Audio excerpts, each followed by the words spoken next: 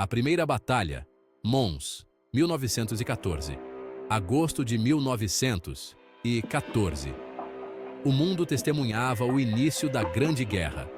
Na Bélgica, a pequena Mons se torna palco de um confronto brutal. O exército britânico, em menor número, enfrenta a máquina de guerra alemã. A Batalha de Mons, uma das primeiras da Primeira Guerra Mundial, marcaria a história para sempre. Não apenas pela violência e perdas, mas por um mistério que ecoaria pelos anos seguintes. O exército britânico, conhecido como Força Expedicionária Britânica, BEF, era superado em número e armamento. Os alemães avançavam implacavelmente. A derrota parecia inevitável. As tropas britânicas, exaustas e desmoralizadas, lutavam com bravura, mas a pressão era enorme. Em meio ao caos da batalha, algo extraordinário aconteceu. Relatos de soldados descreviam eventos inexplicáveis, visões que desafiavam a lógica e a razão. Visões sob o fogo inimigo. No calor da batalha, com o barulho ensurdecedor dos canhões e o cheiro forte da pólvora, soldados britânicos juravam ter visto figuras angelicais. Seres luminosos, vestidos de branco, pairavam no campo de batalha. Alguns afirmavam que essas figuras empunhavam arcos e flechas flamejantes, repelindo o avanço alemão. Outros diziam que os anjos simplesmente observavam, emanando uma aura de paz e proteção. Esses relatos, inicialmente sussurrados entre soldados aterrorizados, começaram a se espalhar.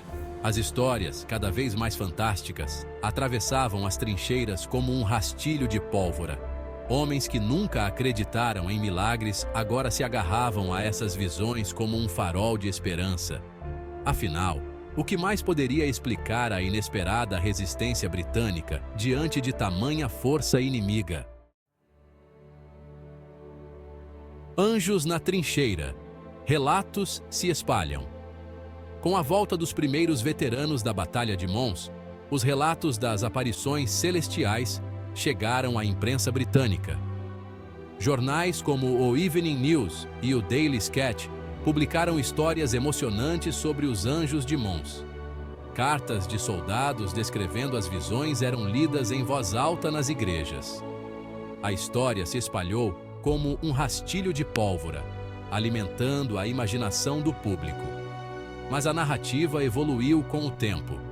Detalhes eram adicionados, omitidos ou modificados. Em algumas versões, o próprio São Jorge, santo padroeiro da Inglaterra, liderava a carga angelical. Em outras, os anjos não lutavam, apenas consolavam os soldados moribundos. A lenda se tornava cada vez mais complexa, um mosaico de fé, medo e esperança. A lenda se molda. Variações e contradições. À medida que a história do Anjo de Mons se espalhava, diferentes versões surgiam. Alguns relatos mencionavam um único anjo, imponente e solitário. Outros descreviam uma hoste celestial combatendo ao lado dos britânicos. As descrições dos anjos também variavam. Uns os viam como guerreiros alados, outros como figuras etéreas, emanando luz. Essas discrepâncias levantavam dúvidas. Seriam apenas alucinações de homens exaustos e traumatizados pela guerra? Ou haveria algo mais, algo inexplicável por trás da lenda? A falta de evidências concretas e a natureza subjetiva dos relatos tornavam a verdade ainda mais difícil de alcançar. Balas e propaganda. Uma ferramenta de guerra?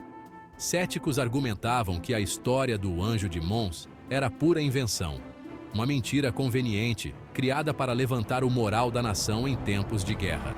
Afinal, a Primeira Guerra Mundial era uma batalha não só de armas, mas também de propaganda. Espalhar a crença em um protetor divino poderia fortalecer a determinação dos soldados e unir a população em torno do esforço de guerra. O governo britânico, ciente do poder da história, nunca negou nem confirmou a veracidade dos relatos. Afinal, a lenda do Anjo de Mons, verdadeira ou não, servia a um propósito útil: alimentar a esperança em um momento de profunda incerteza e medo. Mentes em conflito. Psicologia da batalha. A explicação mais plausível para o mistério do Anjo de Mons reside, talvez, na psicologia humana. Sob estresse extremo, a mente humana é capaz de criar cenários complexos e fantasiosos. A privação do sono, o medo constante da morte, a fome e a exaustão podem levar a alucinações e delírios. No contexto da Batalha de Mons, onde a derrota parecia iminente, a visão de anjos protetores pode ter sido uma forma de escape psicológico. Uma maneira de os soldados lidarem com o horror e a brutalidade da guerra, encontrando conforto em uma força superior. Arthur Machen e o peso da ficção. Intrigava, porém, que alguns relatos do Anjo de Mons mencionassem detalhes específicos, como a aparição de arqueiros fantasmagóricos. Detalhes que coincidiam com um conto publicado pelo autor Arthur Machen um ano antes da batalha. Em O Arco de Deus, Machen narrava a aparição de arqueiros espectrais durante a Batalha de Agincourt, em 1415. Seria mera coincidência? Ou a ficção de Machen, impregnada no inconsciente coletivo, teria se materializado nas mentes dos soldados em Mons?